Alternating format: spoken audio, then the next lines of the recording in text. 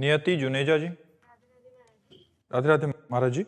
महाराज जी, मुझसे किसी का भी प्रतिकूल व्यवहार सहन नहीं होता और मेरे मन में हमेशा ये डर बना रहता है कि कोई मेरे बारे में क्या सोचता है। ये नेगेटिव बात है और ये तुम्हें दुख देगी, दुख के सिवा कुछ नहीं देगी। इसको छोड़ने की जरूरत है।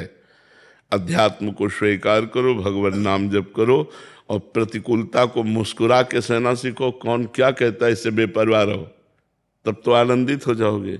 मेरे विषय में कौन क्या कहता है, अगर ये चिंतन बनाए रखोगे तब तो निगेटिव विचार आपको डिप्रेशन में पहुंचा देंगे। उसकी मौज, हम क्यों उसकी मौज में अपनी मौज मिलाए? हम तो अपनी मौज में रहे ना, अपनी मस्ती में। लोग अपनी मस्ती में रहना नहीं सीखते, लोग दूसरों के व्यवहार से दुख सुख का अनुभव करते हैं, इसीलिए फंसे रहते हैं।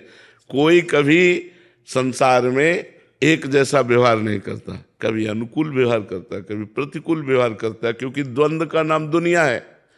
ये अपने अपने मति के अनुसार चलेगी। हमको अपनी मस्ती में रहना। तुम्हारा मन आवे हमको अच्छा कहो, तुम्हारा मन आवे बुरा कहो। तुम्हारा मन है हम अच्छे या बुरे जैसे अपने प्रभु के हैं। जब तक आप प्रभु के नहीं बनोगे, जब तक आप जो प्रभु के हो, प्रभु के हैं, बनना क्या है, पर जब तक स्वीकार नहीं करोगे आपको, तो आप प्रभु को, और नाम जप नहीं करोगे, शास्त्र स्वाध्याय सत्संग नहीं करोगे, तब तक ज्ञान नहीं होता। तो अज्ञान की यही दशा है। लोग क्या कह रहे हैं, वो हंस रहा है किसी और बात को लेके, ये तो हमको देख के हंस रहा था। वो जल रहा है, वो नाना प्रकार के निगेटिव चिंतन से परेशान हो रहा है। ये सब ठीक नहीं है। कौन क्या कह रहा, छोड़ो, अपनी मस्ती में रहो और सहना सीखो। मनुष्य जन्म मिला है सहने के लिए। प्रतिकूलता सहो, मान सहो, अपमान सहो, दुख सहो, सुख सहो। सुख सहने का मतलब अभिमान ना आने पावे, और दुख सहने का मतलब शोक ना आने पावे, उदास ना होने पावे। मुस्कुराकर बड़े से बड़े दुख को पार करना, ये भगवान के भक्त का स्वरूप होता है। इसलिए भगवान के भक्त बनो, भगवान का नाम जप करो, भगवान की महिमा सुनो, तो तुम्हारा हृदय पवित्र होगा। पवित्र हृदय समता में आता है और अपवित्र हृदय विषमता में आता है। प्रथम अवस्थी जी। राधा वल्लभ श्री हरिवंश। श्री हरिवंश महाराज जी। महाराज जी, वेदों में कहा गया है एकोहम बहुश्यामा। महाराज जी, परमात्मा एक होकर अनेक रूपों में प्रकट होते हैं। महाराज जी, जब समस्त जीव परमात्मा के ही अंश हैं, तो जो भगवत स्वरूप अवतार होते हैं तथा हम जैसे सामान्य जीवों में तात्विक अंतर क्या है? क्या ये अंतर केवल बोध और चेतना की अवस्था है, अथवा अवतार के समय परमात्मा अपनी पूर्ण शक्ति और विशेष संकल्प के साथ प्रकट होते हैं? अंश और अंशी, ये सब अंश का अवतार है और वो अंशी का अवतार होता है। अंश पांच भौतिक शरीर लेकर जन्मता मरता है। अंशी चिदानंदमय अवतार लेकर प्रकृति को अधीन करके अपनी लीला करता है। अंश प्रकृति के अधीन होकर के कर्म करता है। अंशी प्रकृति को अधीन करके लीला करता है। भगवान जब जिस समय जैसी आवश्यकता होती वैसी सामर्थ्य धारण करके अवतरित होते हैं। अंश और अंशी में इतना अंतर है जैसे समुद्र और तरंग में। समुद्र और तरंग में, समुद्र से करोड़ों तरंगें उत्पन्न हो सकती हैं, लेकिन एक भी तरंग समुद्र उत्पन्न नहीं कर सकती।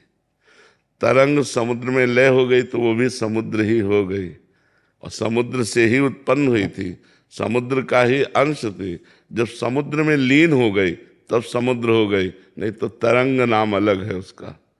उसकी सामर्थ्य समुद्र जैसी नहीं है। समुद्र में अनंत तरंगें हैं, लेकिन एक तरंग समुद्र उत्पन्न नहीं कर सकती।